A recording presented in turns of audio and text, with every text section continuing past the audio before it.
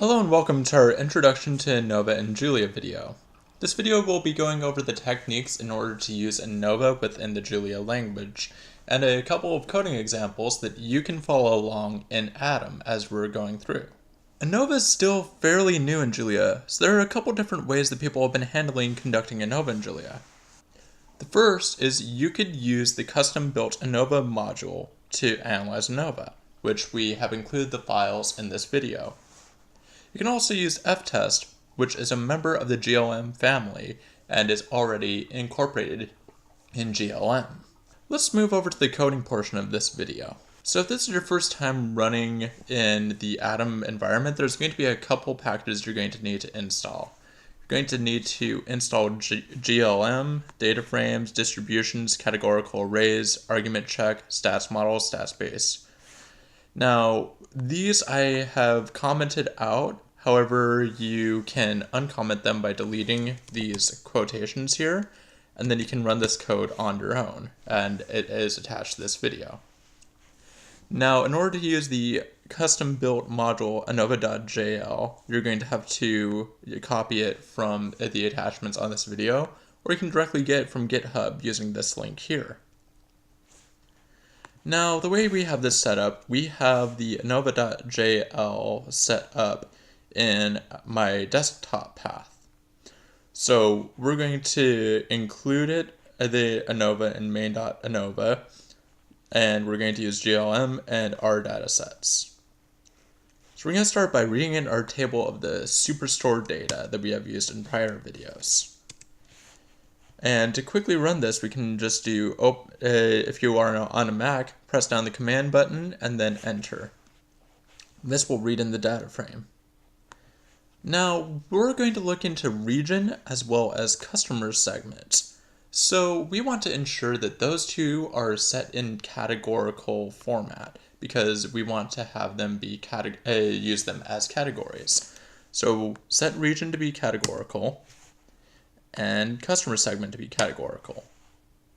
Once we've fixed these to be categorical variables, we shouldn't run into any problems later where it might categorize it as a different type.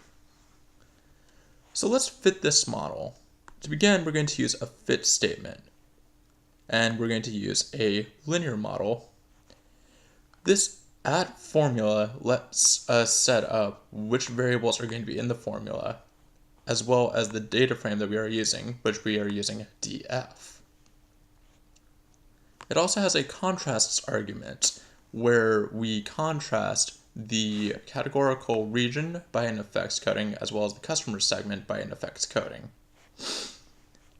Now, once we run this, we will have our stats model over here, and then run the Anova, and we can see here that we have our regions set up. Now, if we scroll over, we can see significance of these different regions. This is the way that we can run the Anova and have it set up so that we can tell if each variable is significant at the 0.05 significance level. That will set us up for a one-way Anova. However, if we want to run Anova for a two-way Anova, we'll have to undo this commenting here.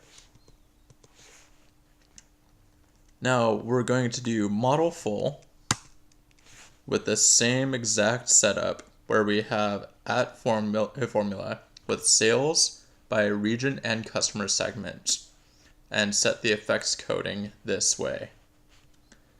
And then run the Anova on model full and then remove this so that we have more room to read. As we can see, we have these effects codings in here so that we can tell the significance. And it looks like we're not detecting any effects from the customer segment. We're going to run this again using ftest, and you'll be able to see why we don't want to use the customer segment. I'm just going to comment this back out so that it's back in the state that it was originally. Now, that was all using the Anova command that we brought in at the very beginning in this main.anova using command. But what if you just wanted to use the functionality that's already in GLM? First, we're going to start off with a model statement. The way that we set this up is we do LM, and in parentheses we have our formula with the variables y followed by x and the data frame that we are using. Now here, if we wanted to compare the whether or not region was significant compared to no effects at all, we would use this statement. However, since we saw earlier that we were running into a significant region, we're probably going to want to move straight into the big model. So here, big model, we have region and customer segments. Now we're going to do an f-test on our big model compared to our regular model. As you can see, our second model is not statistically significant of using the f-test. Now, one thing that might get a little bit confusing is, and I have this statement up here, is you think that you'd be able to run model and big model by themselves. However, there's no method matching that. They specifically want you to nest your models within one another so that you have that you can compare them. So what this is telling us is that model 2 is the big model, whereas model 1 is the base model.